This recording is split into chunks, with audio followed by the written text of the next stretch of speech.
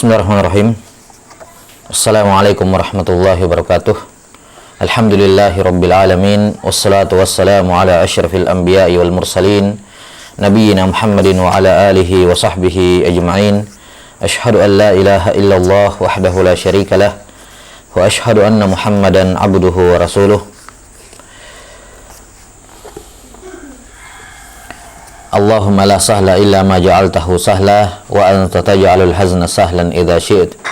Allahumma faqihna fi dinik, wa 'allimna ma yanfa'una, warzuqna al-ikhlasa fil qawli wal 'amal, wa zidna 'ilman ya arhamar rahimin.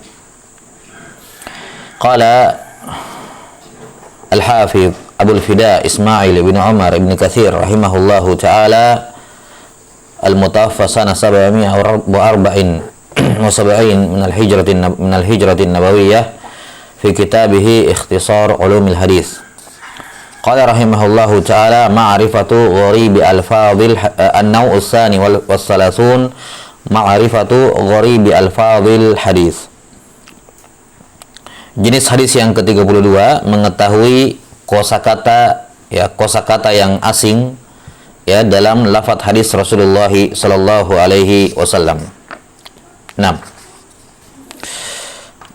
Kata beliau rahimahullahu ta'ala, wa huwa minal muhimmati al-muta'alliqati bi fahmil hadithi wal ilmi wal amali bihi, la bi ma'rifati sana'atil isnadi wa ma yata'allaqu bihi. Kata Ibnu Katsir rahimahullahu ta'ala, pembahasan ini termasuk pembahasan penting yang berkenaan dengan pemahaman terhadap hadis, yang akan berpengaruh pada pengetahuan terhadapnya dan pengamalan terhadapnya. Pembahasan ini tidak berkaitan dengan sina'atil isnad wa ma yata'allaqu bihi. Tidak ada hubungannya dengan masalah sanad dan hal-hal yang berhubungan dengannya. Baik. Gharib al-fadhil hadis. Al-gharib suatu lafaz hadis nabawi itu dikatakan gharib ketika maknanya itu butuh ditafsir atau butuh dijelaskan. Dan para ulama menyebutkan suatu lafaz dalam hadis nabawi itu dikatakan gharib atau penyebab penyebab gharibnya suatu lafaz di dalam hadis itu secara umum ada dua sebab. Sebab yang pertama, karena memang lafaz tersebut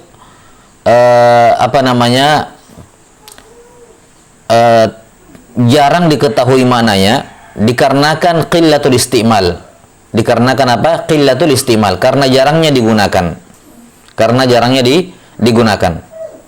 Karena jarangnya lafaz tersebut digunakan baik oleh Nabi sallallahu alaihi wasallam maupun orang-orang Arab, maka maknanya jadi tersembunyi di sebagian besar orang. Maka yang bisa menjelaskan makna ini hanyalah orang-orang yang memiliki keluasan pengetahuan terhadap mufradat, tentang kata-kata dalam bahasa Arab yang digunakan oleh orang-orang Arab dalam majelis takhatub mereka. Dalam takhatub mereka. Ini sebab yang pertama, yakni lafaz-lafaz yang gharib, lafaz-lafaz yang muskil dikarenakan qillatul istimal, karena jarangnya penggunaan. Kemudian sebab yang kedua, ada lafaz-lafaz yang gharib yang muskil dikarenakan dia min qabil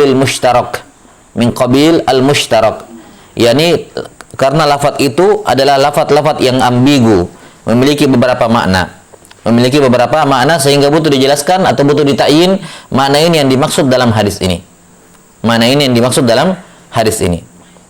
Jelas ya, ini secara umum dua penyebab mengapa ada lafaz-lafaz yang kadang ada lafaz-lafaz hadis nabawi yang kadang gharib ataukah muskil.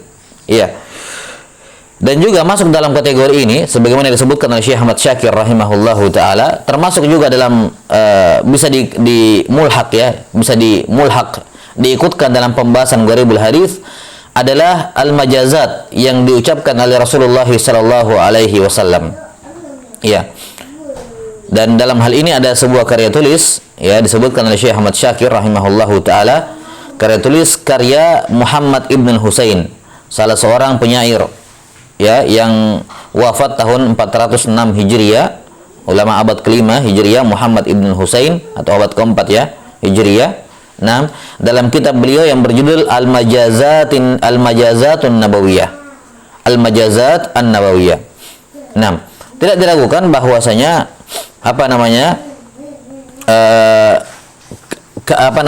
al-majaz, ya, al-majaz dengan semua macam bentuknya, tidak diragukan itu termasuk perkara yang gharib sehingga butuh dijelaskan. Yani terkadang orang-orang tidak memahami apa yang dimaksud dengan majaz tersebut, apa yang diinginkan atau makna hakikat dari majaz yang dimaksud. Jelas ya? Baik. Maka kalau kita lihat penggambaran Ibnu Katsir rahimahullahu taala tentang masalah ini, ya, kata beliau ini termasuk perkara yang penting yang berhubungan dengan pemahaman, pengamalan, ya, terhadap hadis. Ini menunjukkan, ya, masalah ini atau pengetahuan terhadap masalah ini bukan perkara yang remeh, walaupun tidak berkaitan secara khusus dengan masalah makbul dan mardutnya suatu riwayat, tapi ya tidak kalah pentingnya, ya, adalah mengamalkan, memahami dan mengamalkan hadis tersebut. Karena itulah Imam Ahmad rahimahullahu taala, ya, yatawarra, ya, beliau rahimahullahu taala pernah ditanya tentang suatu lafaz, ya, yang gharib dalam al-hadis. Maka beliau, ya, rahimahullah menjawab, "Salu ashabal gharib fa inni akrahu an atakallama fi hadisi Rasulillah sallallahu alaihi wasallam." Tanyakan kepada ahlul gharib, ashabal gharib maksud saya, salu ashabal gharib. Tanyalah mereka yang berbicara dalam masalah gharib. Ashabul gharib yakni mereka yang berbicara dalam masalah gharibul hadis. Karena saya tidak suka, ya, berbicara, ya, dalam hadis Rasulullah sallallahu alaihi wasallam bidzon, ya, dengan dugaan semata. Baik. Qala rahimahullahu taala qala al-Hakim wa awwalu man sannafa fi dzalika an-Nadhr ibnu Shumail wa qala ghairuhu Abu Ubaid Ma'mar ibnu al-Musanna. Nah, ini dua orang pertama yang disebut oleh para ulama sebagai orang yang pertama, ya, mengarang dalam pembahasan gharibul hadis ini. Ya, ada yang mengatakan Abu Ubaid Ma'mar ibnu al-Musanna. Nah, beliau rahimahullahu taala wafat tahun 210 Hijriah pada usia lebih dari 100 tahun, ya, lebih dari atau kurang lebih 100 tahun. Nah, ini berarti abad 210 Hijriah, ya, akhir abad kedua, masuk abad ketiga. Nah, dan ada yang mengatakan An-Nadhr ibnu Shumail. An-Nadhr ibnu Shumail rahimahullahu taala, ya, wafat tahun 204 Hijriah. Ya, lebih dahulu, ya, 204 Hijriah pada usia 80 tahun. 6. Jadi ada yang mengatakan An-Nadhr ibnu Shumail, beliau lebih dahulu, dan ada yang mengatakan Abu Ubaid Ma'mar ibnu al-Musanna. Baik. Dan dari Abu Ubaid inilah Imam Al-Bukhari rahimahullahu taala mengambil semua tafsiran lafaz yang terdapat dalam Sahih Al-Bukhari. Terdapat dalam Sahih Al-Bukhari. Nah, kalau beliau Al-Bukhari rahimahullahu taala menafsirkan suatu lafaz, ya, menyebutkan makna suatu lafaz dari hadis, maka kebanyakannya beliau mengambil dari Ma'mar ibn al-Musanna ini. Abu Ubaidah Ma'mar ibn al-Musanna. Dan kadang juga beliau mengambil dari Nadhr bin Shumail, tapi kebanyakannya dari Abu Ubaidah ini. Qala rahimahullahu taala wa ahsanu syai'in suni'a fi dzalika kitabu Abu Ubaid Al-Qasim ibn Sallam. Wa qad istadraka alaihi Ibnu Qutaibah asya'a wa ta'aqqabahuma Al-Khattabi fa awrada ziyadat. Baik. Yang paling baik dalam masalah ini adalah kitabnya Abu Ubaid Al-Qasim ibn Sallam yang wafat tahun 324 Hijriah. 6. Sekitar 2 abad, hampir 2 abad, ya. 6. Hampir 2 abad setelahnya. 6. Baik. Di sini beliau rahimahullahu taala, ya, mengatakan tentang kitabnya Gharibul Hadis ini, Abu Ubaid Al-Qasim bin Salam, kata beliau fakana khulasata umri. Kitab beliau Gharibul Hadis ini khulasata umri, yaitu adalah hasil pekerjaan seumur hidupku. Kata siapa? Abu Ubaid Al-Qasim ibn Salam rahimahullahu taala. Kemudian kitab beliau ini diistidrak oleh Ibnu Qutaibah, yakni ditambahkan beberapa lafaz-lafaz gharib lain yang tidak disebutkan oleh Al-Qasim ibn Salam. Kemudian datang Al-Khattabi dan melakukan ta'qib pada keduanya, dan beliau menambahkan tambahan yang lain. Baik. Wa qad sannafa Ibnu al-Ambari al-Mutaqaddim wa Sulaim ar-Razi wa ghair wahid fi dzalika kutuba. Dan ada ulama lain juga yang mengarang dalam masalah ini ya. Seperti di sini Ibnu al-Ambari dan Sulaim ar-Razi. Ini dua nama sudah berlalu. Wa ajallu kitabin yujadu fi majami'u wa ajallu kitabin yujadu fihi majami'u dzalika kitabus sihah lil Jauhari wa kitabun nihaya li Ibnu al-Athir rahimahumallahu taala. Nah, ini keduanya yang menghimpun seluruhnya. Menghimpun apa yang tersebut di karya tulis para ulama terdahulu. Ya, karena itulah ini yang paling ausa. Ini kitab yang paling ausa. Ya, kitab As-Sihah karya Al-Jauhari dan juga kitab An-Nihaya karya Ibnu al-Athir. Naam. Wallahu taala alam bis-shawab. Summa qala rahimahullahu taala an-naw'u tsalitsu was-salasun. An-naw'u tsalitsu was-salasun. Ma'rifatul musalsal. Dan tentunya untuk mengetahui masalah algoritm ya bisa langsung merujuk ke kitab-kitab yang dimaksud seperti kitab An-Nihaya karya Ibnu al-Athir ya, itu mudah didapatkan saya kira ya. Mudah didapatkan, bahkan kitab Abu Ubaid Ma'mar Ibnu Musanna juga maujud ya, walaupun dalam bentuk di internet mau saya bisa mudah ditemukan. Nah, qala rahimahullahu taala an-naw'u tsalitsu was-salasun ma'rifatul musalsal. Taib. Al-musalsal adalah tatabu'ur ruwat ala sifatin aw halatin ala sifatin wahidah aw halatin wahidah. Ya, secara umum musalsal seperti itu. Musalsal adalah tatabu'ur ruwat, yakni bertatabu'nya, yakni adanya kesamaan antara para perawi baik dalam masalah sifat perawinya maupun dalam hal kondisi perawinya. Baik berkenaan dengan sifat perawi maupun sifat al-marwi, sifat riwayatnya, sifat yang diriwayatkan ya, sifat riwayat dan sifat periwayatnya. Nah, sifatur rawi dan sifatur riwayah. Nah, qala rahimahullahu taala wa qad yakunu fi sifatir riwayah. Musalsal itu bisa terjadi pada sifat ar-riwayah. Kama idza qala kullu minhum sami'tu aw haddatsana aw akhbarana wa nahwu dzalik. Misalnya hadis innamal a'malu binniyat. Ya, ini dikatakan oleh para ulama musalsalun bis sama'. Mengapa? Karena semua siyagul adanya tidak ada yang pakai an. Semua berputar antara sami'tu, haddatsana atau akhbarana. Ini namanya musalsalun musalsalun bis sama'. Ya, musalsalun bis sama, atau semuanya menggunakan kata haddatsana. Ini dikatakan ya musalsalun bit tahdits, bisighatit tahdits. Bukhari mengatakan haddatsana fulan, haddatsana fulan, haddatsana fulan terus sampai ke atas. Jadi ini sifat dalam riwayatnya, kesamaan dalam sifat riwayat di mana setiap perawi menggunakan siyagul ada haddatsana, atau semua perawi menggunakan siyagul ada akhbarana, atau semuanya menggunakan sami itu, ataukah semuanya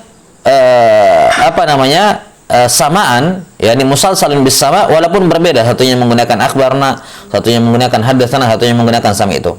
Ini namanya musalsal. Yakni tatabu ruwat ala sifatin wahidah. Ya.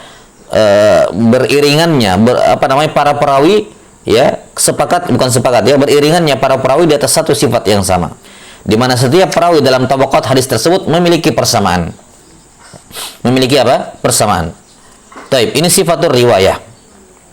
Kemudian juga termasuk dalam sifatur riwayah misalnya seperti hadis al-musalsal bil awwaliyah. Al-musalsal bil awwaliyah, di mana setiap perawi berkata setelah menyebutkan bahwa dia mendengarkan hadis tersebut dari gurunya, dia mengatakan wa huwa awwalu haditsin sami'tuhu minhu. Qala haddatsana fulan wa huwa awwalu haditsin sami'tuhu minhu. Qala sami'tu fulanan wa huwa awwalu haditsin sami'tuhu minhu.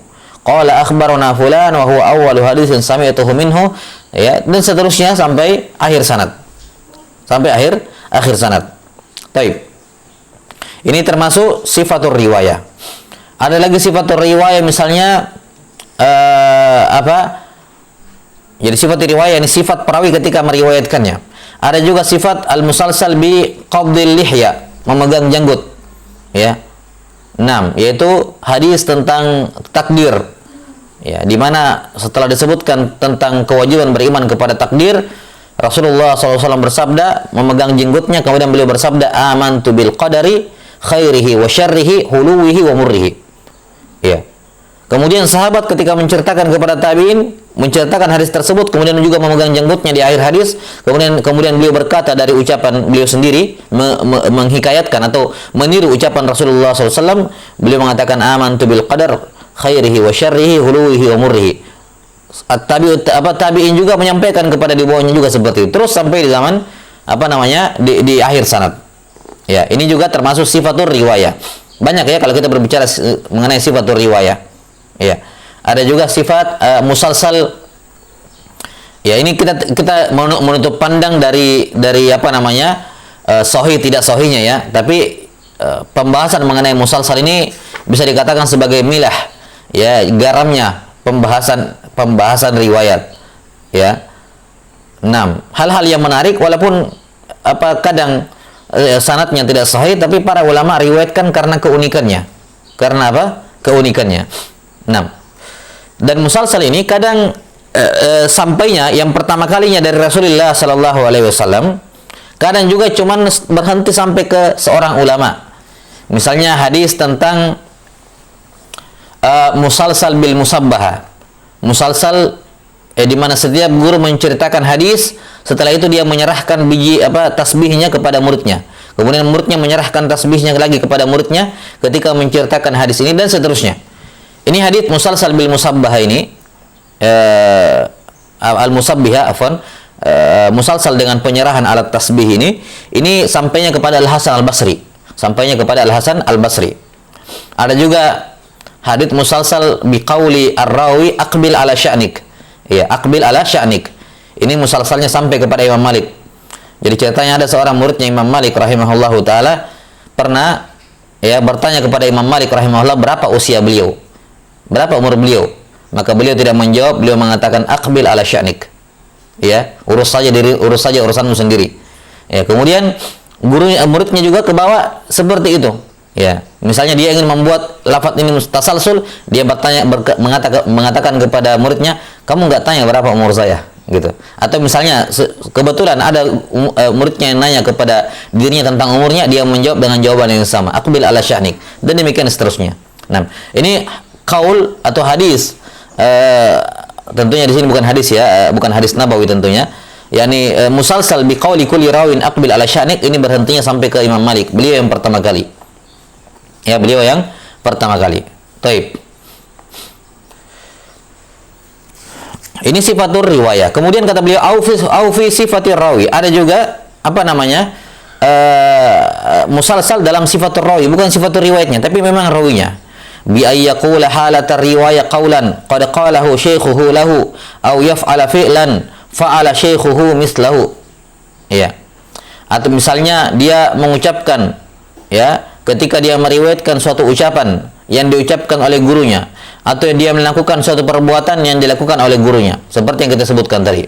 Nah, di antara contoh sifat perawi, ya, sifat perawi misalnya semua perawi, ya, semua perawi di dalam hadis tersebut adalah misr, ya, dari gurunya penulis sampai ke sahabatnya, semuanya misri. Maka dikatakan ini hadis musalsal bil misriyin, musalsal bil misriyin, atau musalsal bil dimashqiyin, musalsal bil dimashqiyin, yaitu hadis yang dikatakan oleh Imam Ahmad rahimahullah ajallu hadisi ahli Dimashq, ya, hadis yang paling mulia yang dimiliki oleh ahli Damaskus, yaitu hadis qudsi, kata Allah Ta'ala, ya ibadi inni haramtu dzulma ala nafsi wa ja'altuhu bainakum muharrama fala tadzalamu, sampai akhir hadis. Ini musalsal bil dimashqiin. Ada juga misalnya musalsal bil muhammadin. Musalsal bil muhammadin, di mana setiap perawi itu memiliki nama Muhammad. Memiliki nama Muhammad. Ya, misalnya sebagian guru kami sekarang, ya, ada namanya Muhammad bin Abu Bakar al-Hibshi rahimahullahu taala. Ya. Nah, beliau meriwayatkan dari gurunya yang namanya Muhammad ya. Nah, kemudian dia meriwayatkan dari gurunya terus, ya, melalui rawi-rawi yang namanya Muhammad sampai kepada Muhammad bin Yusuf Al-Firabri, dari Muhammad ibn Ismail Al-Bukhari, dari Muhammad Al-Bukhari juga punya banyak guru yang namanya Muhammad awalnya, ya, sampai kepada Muhammad ibn Syihab Az-Zuhri, ya, dari Muhammad yang lain, kemudian dari Nabi Muhammad sallallahu alaihi wasallam. Ini namanya musalsal bil Muhammadin, ya. Ada juga musalsal biharfil ain, di mana setiap perawi itu setiap perawi huruf pertama namanya adalah ain, ya, huruf pertama namanya adalah ain. Nah, Abdullah misalnya, semuanya pakai Abdullah, Abdurrahman, ya, Abdul Hamid dan semacamnya. Ini masuk juga dalam kategori sifat perawi. Nah, dan ada juga tasalsul yang berkenaan dengan waktu, ya, berkenaan dengan waktu. Misalnya, ya, walaupun ini terlepas dari sahih tidaknya, ya. Misalnya ada hadits-hadits yang memang disampaikan hanya pada Idul Fitri ataupun Idul Adha, dikatakan musalsal bil idain. Ada juga hadis yang hanya disampaikan pada hari Jumat, musalsal bi yaumil jumu'ah, dan seterusnya. Baik, termasuk dalam sifatul rawi ini adalah musalsal bi musalsal bi qiraati surat as-saff. Al-musalsal bi surat as-saff, di mana Nabi sallallahu alaihi wasallam membacakan surah Saff kepada para sahabat. Ketika sahabat berkata, "Lau na'lamu ayya amalin ya yuhibbu ahabbahu Allah taala atau yuhibbuhu Allah taala la amilna bihi." Seandainya atau la amilnahu, seandainya kami mengetahui amalan yang paling Allah cintai, niscaya kami akan mengamalkannya. Maka turunlah ayat surah surah Saff itu, surah As-Saff. Sabbaha lillahi ma fis samawati wa ma fil ardi wa huwal azizul hakim. Ya ayyuhalladzina amanu lima taquluna ma la taf'alun kabura maqtan 'indallahi an taqulu ma la taf'alun innallaha yuhibbu. Ini jawaban pertanyaan mereka. Jawaban pertanyaan mereka, seandainya kami tahu amalan yang paling Allah cintai, kami akan amalkan. Maka Allah menurunkan ayat ini, surah ini, satu surah penuh. Innallaha yuhibbul ladzina yuqatiluna fi sabilihi saffa. Setelah sebelumnya diancam, kenapa kalian mengucapkan sesuatu yang kalian tidak amalkan? Yani kalian sudah mengaku kalau ada kabar atau ada amalan yang paling Allah cintai, ya, disebutkan amalan yang paling Allah cintai, kalian akan amalkan. Nih, ya, amalkan. Lima taquluna ma la taf'alun. Jangan sampai kamu hanya mengucapkan sesuatu yang tidak kamu lakukan. Taib. Kemudian sahabat juga ketika menyampaikan hadis ini kepada muridnya, dia bacakan juga surah Saff dari awal sampai akhir. Karena Nabi SAW membacakan surah ini dari awal sampai akhir, terus sampai di akhir sanad. Ada juga musalsal bi suratil Kautsar. Ketika Nabi SAW pernah pertama kali diturunkan surah ini, beliau tertunduk, kemudian beliau mengangkat kepalanya seraya tertawa. Kemudian ditanya oleh Umar bin Khattab, "Ma adhakaka ya Rasulullah?" Beliau mengatakan, "Qad unzila alayya surah." Pada unzila alayya surah. Kemudian beliau membacakan Bismillahirrahmanirrahim, Inna a'thainakal kautsar, sampai akhir surah. Baik, ini semua bentuk-bentuk tasalsul. Summa qala rahimahullahu ta'ala, summa yatasalsalul hadithu min awwalihi ila akhirih wa qad yanqati'u ba'dahu min awwalihi aw akhirih. Kata beliau, tasalsul itu terkadang full dari awal sanad sampai akhir sanad. Ya, seperti misalnya hadis al-musalsal bi suratis Saff ini. Ini musalsal dari awal sampai akhir, dari Nabi SAW sampai kita sekarang. Masih bersambung sanadnya sampai kita sekarang. Kemudian juga al-musalsal bil mahabbah, di mana setiap perawi berkata kepada muridnya, ini dimulai dari Nabi sallallahu alaihi wasallam, beliau berkata kepada Mu'adz, "Ya Mu'adz, inni uhibbuk, fala tada'anna dubura kulli salatin taqul Allahumma a'inni ala dzikrika wa syukrika wa husni ibadatik." Ya. Kemudian siapa? Mu'adz berkata kepada As-Sunabihi, "Ya Sunabihi, inni uhibbuk, fala tada'anna." Atau dalam riwayat lain, faqul inni uhibbuka faqul Allahumma a'inni ala dzikrika wa syukrika wa husni ibadatik. As-Sunabihi berkata kepada murid di bawahnya, muridnya, terus sampai di zaman kita sekarang. Ini tasalsul. Ya, bukan hanya tasalsulnya ini berhenti di zamannya para imam, ya, al-hadis, tapi juga sampai ke zaman sekarang. Baik. Kemudian kata beliau, qad yanqati'u ba'dahu min awwalihi aw akhirih. Terkadang ada sanad yang musalsalnya tidak full, dia berhenti di tengah jalan. Apakah berhenti dari awal atau berhenti dari akhir? Apakah terputus di awal atau terputus di akhir? Maksudnya ada yang tasalsul, cuman dari Nabi SAW betul tasalsul, tapi stop sampai di bawah saja, tidak lanjut sampai ke zaman kita sekarang. Dan ini yang paling banyak. Ini yang paling banyak. Kadang tasalsulnya itu cuman berhenti sampai di imam tertentu, kemudian datang orang-orang setelahnya karena dia melihat, wah ini sangat unik ini. Sayang sekali kalau berhenti tasalsulnya. Maka dia lanjutkan, padahal sebenarnya sudah tidak tasalsul. Sebenarnya sudah tidak tasalsul. Jelas sampai sini ya? Nah, jadi kadang dari Nabi SAW tasalsul, Nabi SAW memulai terus, ya nanti berhenti di tengah jalan, sudah tidak lanjut lagi tasalsulnya. Cuman ada orang datang yang menyambung. Ini yang seperti ini, tasalsulnya sudah tidak sahih. Dikatakan bahwa tasalsulnya cuma sahih sampai di sini nih. Di bawahnya itu sudah tidak sahih. Ya. Kemudian ada juga yang dari bawah. Contoh misalnya yang dari bawah, misalnya hadis al-musalsal bil awaliyah. Itu bersambung dari mulai dari zaman kita sekarang, ya, masih bersambung terus sanadnya musalsal bil awaliyah, tapi mentoknya sampai Sufyan ibnu Uyainah. Sufyan ibnu Uyainah rahimahullahu taala. Kata para ulama, siapa yang menyambung tasalsul bil awaliyahnya setelah Sufyan ibnu Uyainah, maka itu adalah kesalahan. Itu adalah kesalahan dan tidak sahih. Yang benarnya tasalsulnya hanya sampai ke Sufyan ibnu Uyainah, tidak sampai kepada Rasulullah sallallahu alaihi wasallam. Baik. Seperti juga al-musalsal bi yaumil Id. Disebutkan bahwa yang pertama kali memulai kebiasaan ini membacakan hadis di hari Id adalah Al-Hafidz Al-Munziri rahimahullahu taala. Ya, beliau yang pertama kali musalsal bi yaumi Asyura maksud saya. Musalsal bi yaumi Asyura, ada hadis tertentu yang dibacakan dalam hari Asyura, yakni hadis tentang inni la ahtasibu ila Allah an yukaffira sanatal madiyah wasanatil al-atiyah, gitu ya. Saya berharap kepada Allah agar puasa Asyura menghapus dosa setahun yang lalu dan setahun yang akan datang. Ini yang pertama kali memulai tasalsulnya adalah Al-Munziri rahimahullahu taala. Beliau yang pertama kali ketika beliau membuat suatu juzuk dalam keutamaan Yaumi Asyura, beliau membuat suatu juzuk dan beliau imla kepada muridnya di hari Asyura.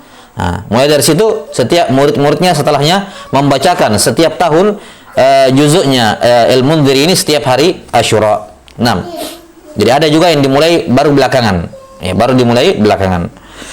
Taib, qala rahimahullah wa faidatut tasalsulu bu'duhu minat tadlisi wal inqita'.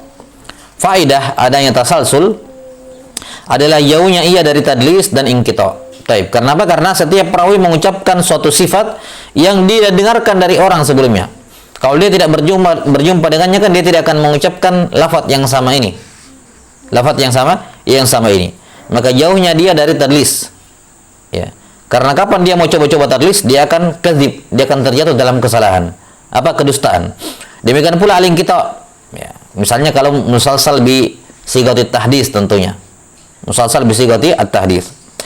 Wa ma hadza qalla ma yasihhu haditsun bi tariqin musalsalin wallahu alam.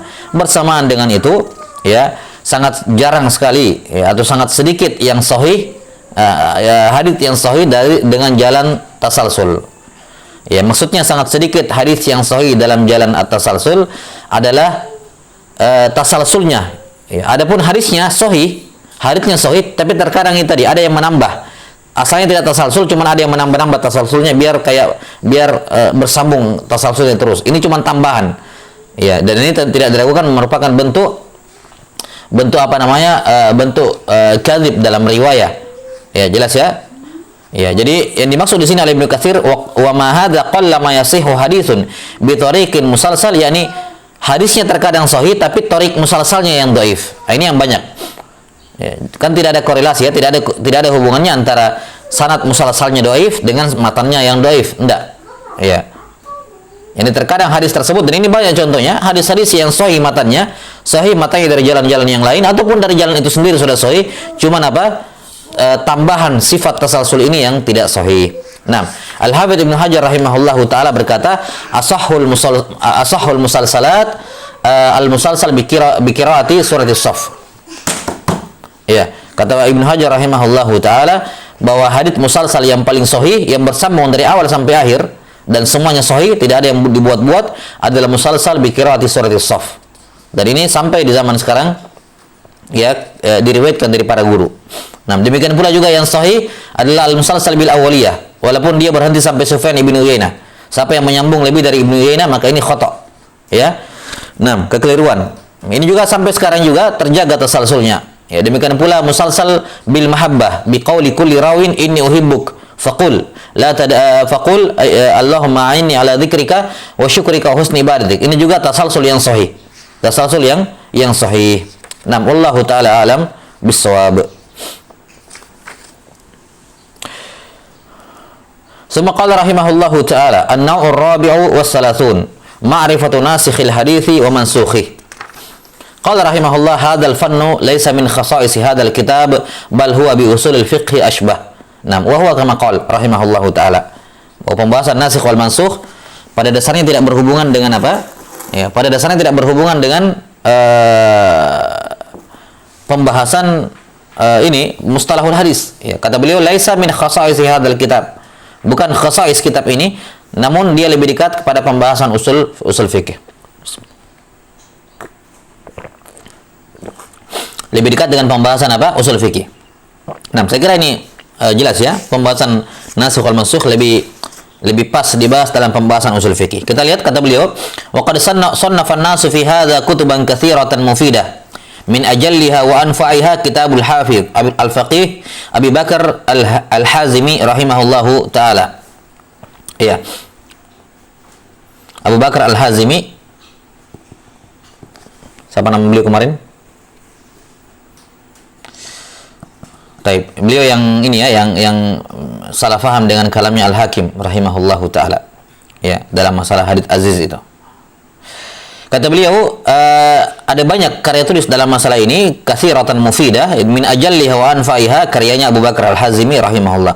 Wa qad kanat lisy-Syafi'i rahimahullahu ta'ala fi dzalika al-yadu tula kama wasafahu bihi al-Imam Ahmad bin Hanbal. Asy-Syafi'i rahimahullah ta'ala juga punya pengetahuan yang luas dalam masalah ini. Ya, bahkan Imam Ahmad mengatakan kami tidak mengetahui ya di antaranya beberapa masail ya, di antaranya nasikh wal mansukh hatta ya Asy-Syafi'i. Sampai datang Imam Asy-Syafi'i rahimahullahu taala. Nah, dan juga disebutkan bahwa di antara pembahasan yang beliau bahas dalam Kitabur Risalah adalah dalam masalah nasikh wal mansukh atas permintaan Abdurrahman ibn Mahdi rahimahullahu taala. Ini menunjukkan bahwa Syafi'i rahimahullahu taala punya yadut tula dalam masalah ini. Tsumma an-nasikhu qad yu'rafu min Rasulillah sallallahu alaihi wasallam ka qawlihi kuntu nahaitukum an ziyaratil quburi fazuruha wa nahwu dzalik. Terkadang nasikh itu ya diketahui dari Rasulullah sallallahu alaihi wasallam seperti pada kalimat kuntu nahaitukum an ziyaratil qubur fazuruha. Ya, ini nasikh as-sunnatu naskhus sunnah bis sunnah. Contoh dari naskhus sunnah bis sunnah. 6. Wa qad yu'rafu dzalika bitarikhi wa ilmi sirah, dan kadang juga diketahui melalui sejarah, yakni dilihat ini hadis yang lebih dahulu, ini hadis belakangan. Ya, wa ilmi sirah wa huwa min akbaril auni ala dzalik.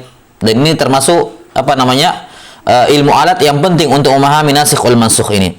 Kama salakahu Asy-Syafi'i rahimahullah fi hadis aftarul hajim wal mahjum wa dzalika fi zamanil fathi fi sya'ni Ja'far bin Abi Thalib wa qad qutila bi Mu'tah ya, qabla al-fath bi ashhur wa qala Ibnu Abbas ihtajama wa huwa sha'imun muhrimun innama aslama Ibnu Abbas ma'a abihi fil fath. Nah, di sini ya. Ya, dan ini yang ditempuh oleh Imam Syafi'i ketika mengompromikan dua hadis. Ini bersehubungan dengan masalah sehubungan dengan masalah ikhtilaf ya, mukhtaliful hadis. Nah, aftar al-hajim wal mahjum menunjukkan batalnya orang yang berpuasa, puasa dengan bekam. Kemudian hadisnya Ibnu Abbas bahwa Nabi sallallahu alaihi wasallam ihtajama wa huwa shaim. Beliau tetap berpuasa ketika berbekam, shaimun muhrim. Nah, kata Syafi'i rahimahullah menjadikan hadisnya Ibnu Abbas sebagai nasikh terhadap hadis ini. Aftarul hajim wal mahjum. Kenapa?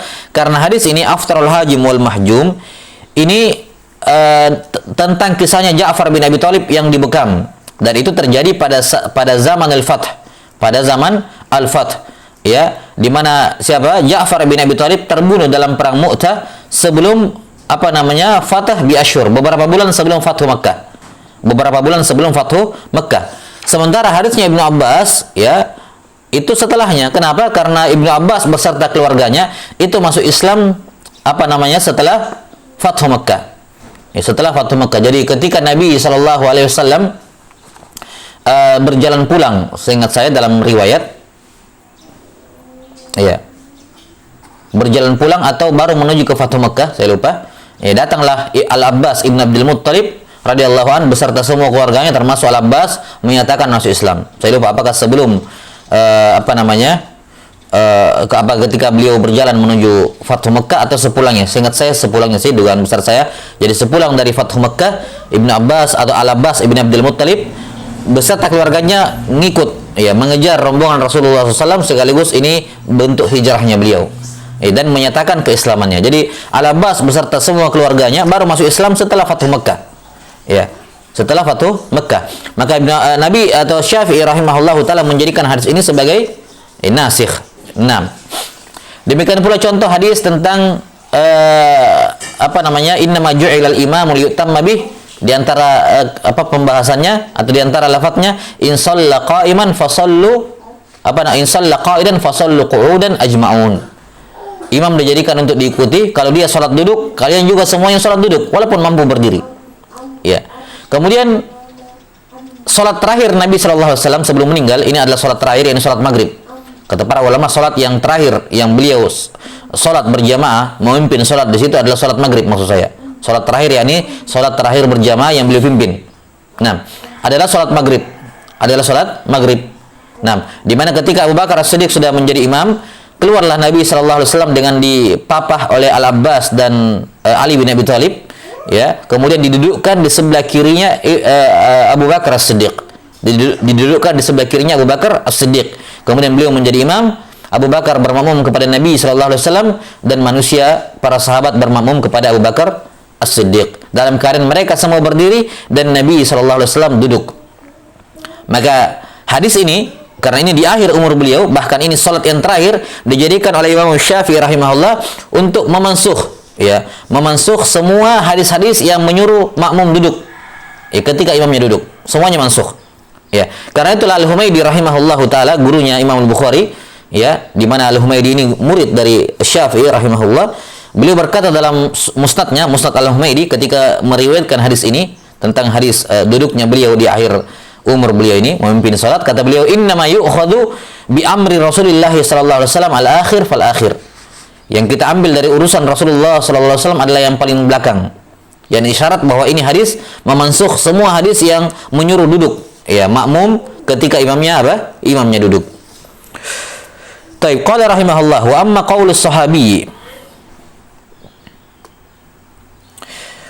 qaulus sahabi hadza nasikhun li hadza falam yaqbalhu katsirun minal usuliyyin li'annahu yarji'u ila naw'in minal ijtihad wa qad yukhti'u fihi wa qabilu qawlahu hadza kana qabla hadza li'annahu naqilun wa huwa thiqatun maqbulur riwayah.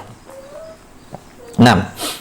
Adapun ucapan seorang sahabat bahwa ayat ini memansuh ayat yang itu, ya, maka kebanyakan musuliyin tidak menerimanya. Kenapa? Karena ini kembali kepada ijtihadnya sahabat tersebut, dan terkadang bisa jadi beliau salah. Ya, di sini kita bukan meremehkan ijtihadnya sahabat, tentunya bukan. Tapi masalahnya ini menghukumi satu ayat tidak berlaku itu perkara yang berat. Tidak seperti, ya, kalau perkara-perkara lain ijtihadnya sahabat tentunya kita lebih dahulukan dibandingkan ijtihad siapapun dari para ulama setelahnya. Kalau berbicara mengenai hukum-hukum secara umum. Tapi ini masalah kita mau mengatakan ini ayat tidak berlaku lagi. Ini kan perkara yang cukup berat, perkara yang sangat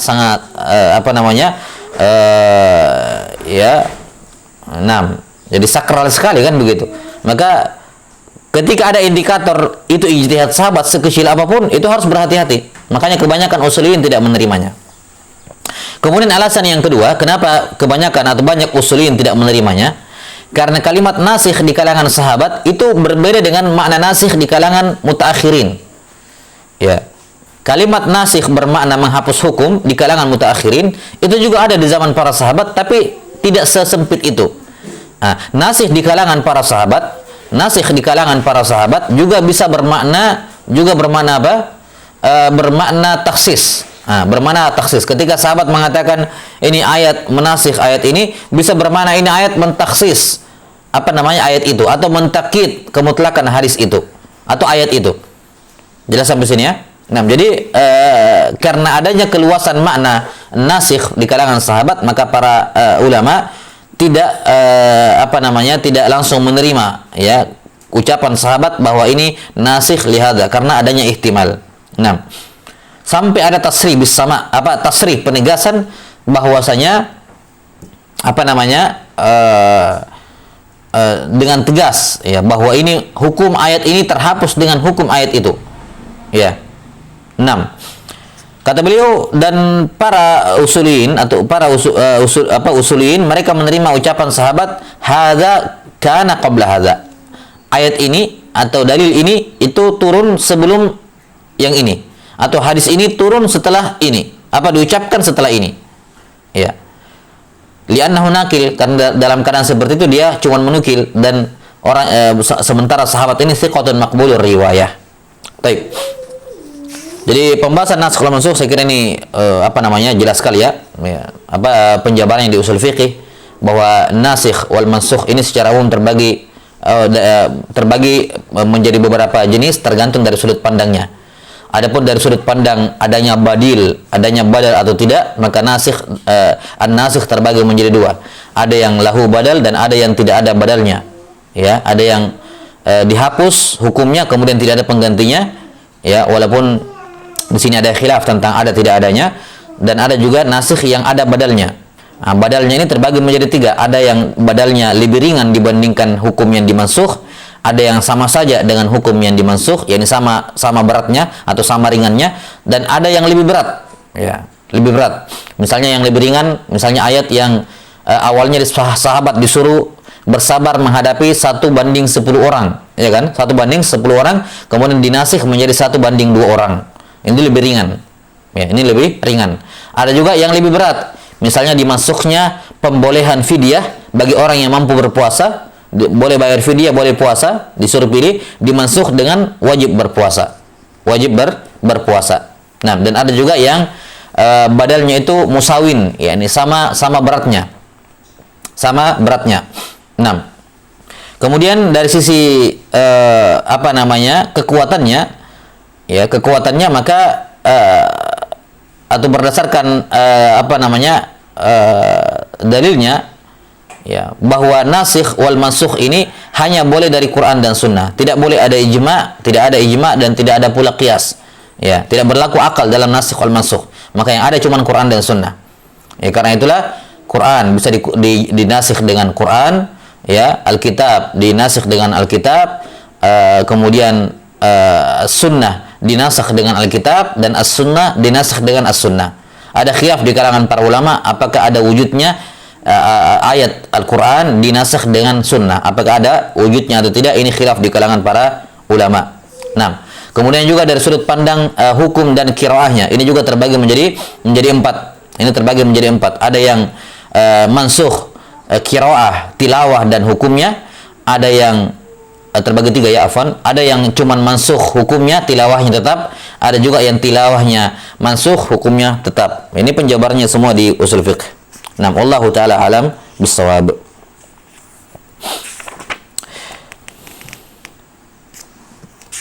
Baik. Ini pembahasan berikutnya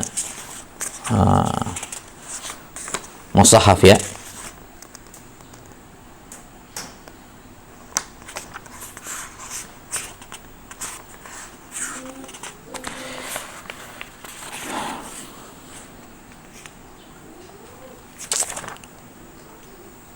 طيب إن شاء الله نواصل في الدرس القادم بإذن الله تعالى. نعم، نسأل الله تعالى يعلمنا مما ينفعنا وأن ينفعنا بما علمنا إنه ولي ذلك والقادر عليه.